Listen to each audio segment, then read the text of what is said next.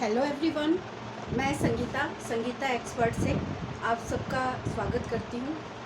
तो आज का हमारा टॉपिक है जो कल से चला हुआ है, जानत्व रेशम। इसके बारे में हमने कल चर्चा की थी और मैंने आपको इसके बारे में काफ़ी सारे पॉइंट है जो एग्ज़ाम में आने लायक है, वो आप लोगों के साथ शेयर किए थे। आज आगे चल रहे हैं इसमें रेशम के रेशे की विशेषताएं। ये रेशम के रेशों की विशेषताओं को पढ़ेंगे। जैसे हमने कपास के रेशे की विशेषताएं पढ़ी थी, वैसे ही हम इसके रेशे की विशेषताएं पढ़ेंगे रेशम की।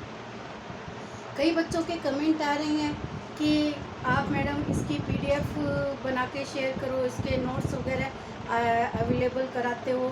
तो मैं देखो किसी भी प्रकार के नोट्स अपने पास नहीं रखती हूँ और न ही बच्चों को जो मैं पढ़ाती हूँ वो डायरेक्ट आप लोगों को ब्लैक बोर्ड के और बुक्स के थ्रू आप लोगों को पढ़ाती हूँ। इससे अलावा मेरे पास नोट्स वगैरह मैं नहीं रखती हूँ अपने बनाए हुए।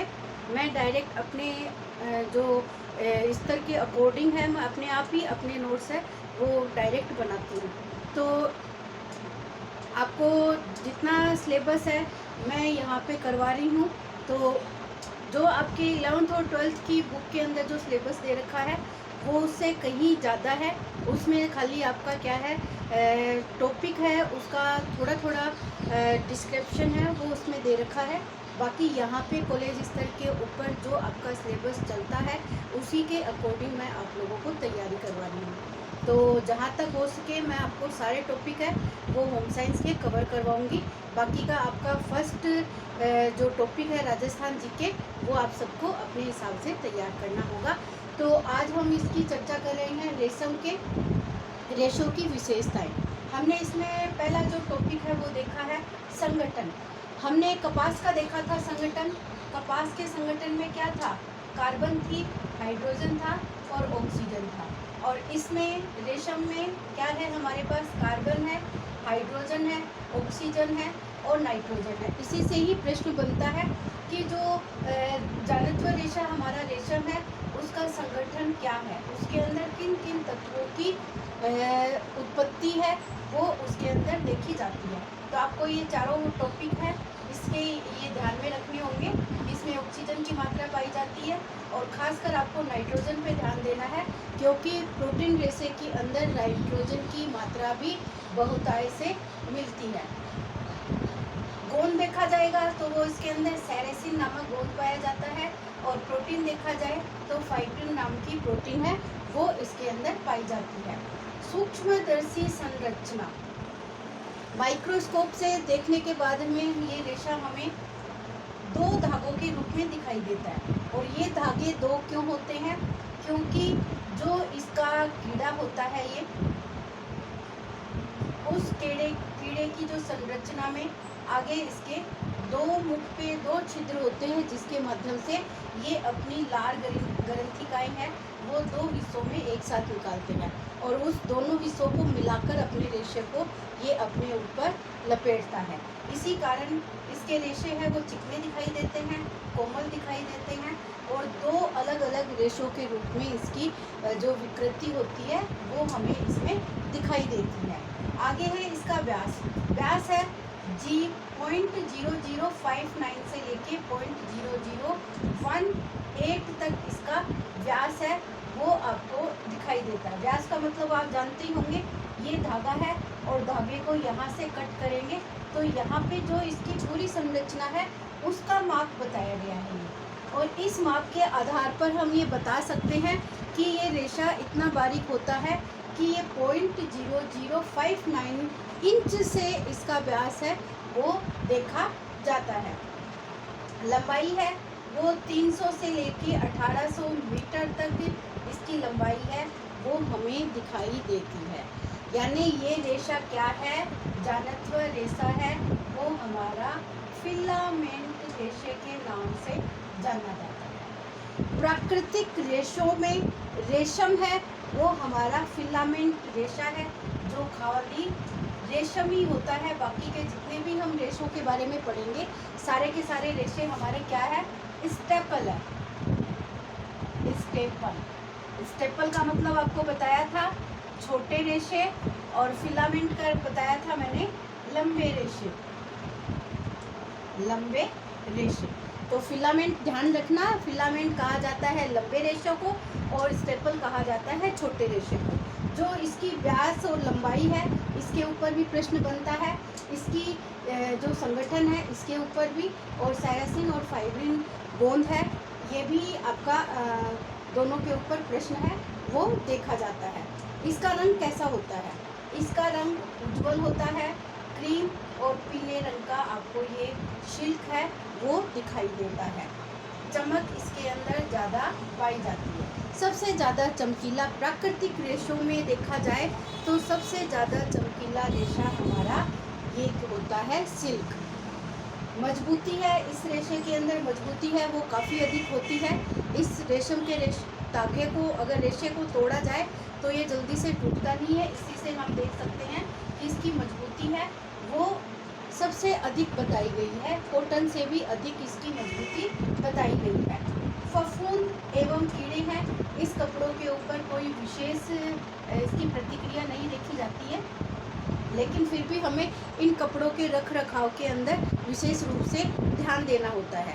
आपको पता है कि रेशमी कपड़ों का रख रखाव करते समय हमें इनका रख रखाव के लिए जो जो चीज़ें लेते हैं, तो रेशमी और जिसमें जरी बॉर्डर का काम हो तो उनके लिए मिर्ची, लाल मिर्च पाउडर का जो पोटली बना के है वो कपड़ों को संरक्षित करने के लिए रखा जाता है।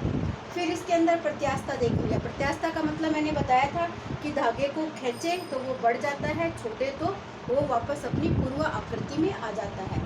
तो ये प्रत्यास्था इसके अंदर अत्यधिक होती है लेकिन ऊन से कम होती है, क्योंकि दूसरा रेशा जब हम ऊन के बारे में पढ़ेंगे तो ये क्या है, सबसे ज़्यादा प्रत्यास्था वाला रेशा कहलाता है। पूछा जाए सबसे अधिक प्रत्यास्था किस में मिलती है तो ऊन में मिलती है।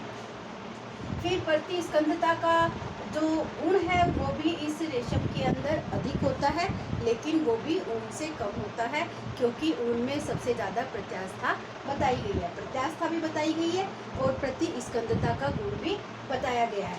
धूप और प्रकाश का प्रभाव इसके ऊपर अत्यधिक प्रभाव पड़ता है, क्योंकि रेशम है वो ताप का कुचालक बताया गया है, जबकि हमारा कॉटन है वो ताप का सुचालक होता है।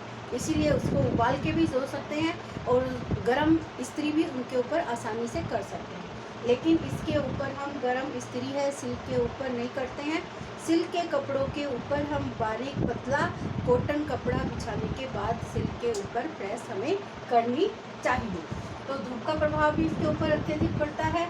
रगड़ का प्रभाव भी ये हानिकारक बताया गया है, क्योंकि जितना हम कॉटन को रगड़ के पीट के धो सकते हैं उतना हम इसको नहीं धो सकते हैं। आपको मोस्टली पता होगा सिल्क है वो ड्राई क्लीन वाला कपड़ा माना जाता है। सिल्क के कपड़े पर हमें पानी का यूज़ है वो बहुत कम करना चाहिए, क्योंकि इससे हमारे सिल्क के रेशे हैं वो ख़राब हो जाते हैं। सफाई और धुलाई के अंतर्गत ही ये पॉइंट आएगा आपका कि हमें इसकी सफाई धुलाई है वो कैसे करनी चाहिए।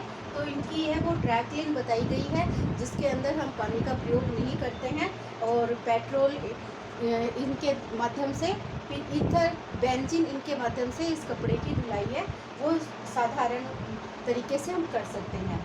आर्द्रता प्रतिधारण क्षमता 10% तक ही इसकी मानी गई है। ये क्या होता है, जैसे कॉटन कपड़ा क्या है, हमारी आर्द्रता, हमारा पसीना है उसको सोखने के लिए सबसे अच्छा रेशा बताया गया है, लेकिन सिल्क क्या है, आपके पसीने से कपड़ा शरीर के ऊपर चिपक जाता है। तो ये आर्द्रता है वो बहुत ही कम सोखता है, खाली 10% तक ही आर्द्रता उसकी सोखने की क्षमता ये हमारा रखता है। इसके बाद ये तो हमारी सारी है वो भौतिक विशेषता हो गई। हमेशा हमें दो बिंदुओं पे ध्यान देना है कि भौतिक विशेषताएं क्या है और रासायनिक विशेषताएं क्या है। तो अभी तक हमने ये सारी देखी है, ये सारी की सारी क्या है, भौतिक विशेषताएं हैं। और अब हम रासायनिक विशेषताओं के बारे में देखेंगे। रासायनिक विशेषताओं में हमें अम्ल का प्रभाव बताना है, क्षार का प्रभाव बताना है और विरंजकों का प्रभाव बताना है, और साथ में पसीने का प्रभाव और रंग का प्रभाव। ये 5 बिंदु है हमारे इसके अंदर रासायनिक विशेषताओं के अंतर्गत देखने हैं। तो अम्ल है वो तीव्र अम्ल का प्रयोग है और तीव्र क्षार का प्रयोग है, दोनों ही रेशम वस्त्रों के लिए हानिकारक माना गया है।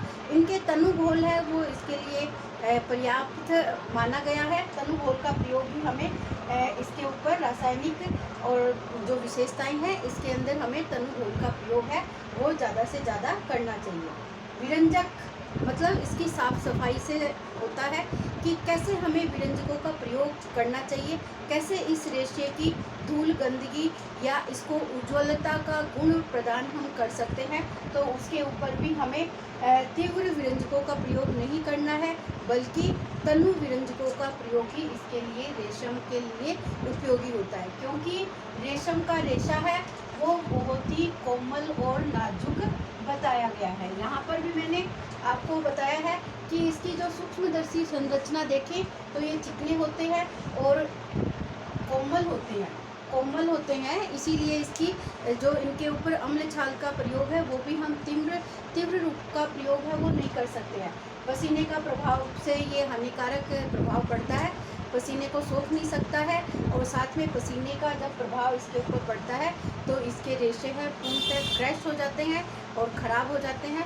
उसको दोबारा रिकवर करने के लिए हमें इसकी दोबारा फिनिशिंग करने की आवश्यकता पड़ती है। रंग है इसके ऊपर अम्लीय रंग है वो अच्छे चढ़ते हैं। सिल्क यानी चिकने रेशे जितने भी हैं, ऊनी रेशा है, उनके सबके ऊपर हमारे अम्लीय प्रकृति के रंग है वो अच्छे चढ़ते हैं। और जबकि क्षारीय रंगों का प्रयोग हमें खाली कॉटन के लिए ही यूज़ करते हैं। क्षारीय रंग है इसके ऊपर बहुत ही कम चढ़ते हैं और इनसे इनके ऊपर चमक एकदम ब्राइट कलर का ये दिखाई देता है। तो ये हमारी रेशम से संबंधित है, वो विशेषताओं से संबंधित जानकारी है। हमारे जो प्रश्न बनते हैं इनकी विशेषताओं से ही ज़्यादातर प्रश्न है वो पुटअप किए जाते हैं। आप पीछे के पेपर कहीं से भी उठा के देखेंगे तो आपको इसी तरीके के प्रश्न मिलेंगे। यही टॉपिक आपके फर्स्ट ग्रेड में भी शामिल होता है और आपका TGT, PGT, first year, second year, final जो भी आप दे रहे हो तो उसमें सेकेंड ईयर का ये टॉपिक है मोस्टली, और इसके अंदर इसका प्रयोग है वो काफ़ी किया जाता है। अगले वीडियो के अंदर हम दूसरे किसी रेशे के बारे में पढ़ेंगे, तो वो मैं आपको सिलेबस अकॉर्डिंग है जिस टॉपिक से मेन क्लास लगती है, जहाँ से प्रश्न ज़्यादातर पूछे जाते हैं, वही वीडियो मैं छाट के पहले आपको देने का प्रयास कर रही हूँ। तो ऑल द बेस्ट बच्चों, थैंक यू, और इसको लाइक, शेयर और सब्सक्राइब करना ना भूलें।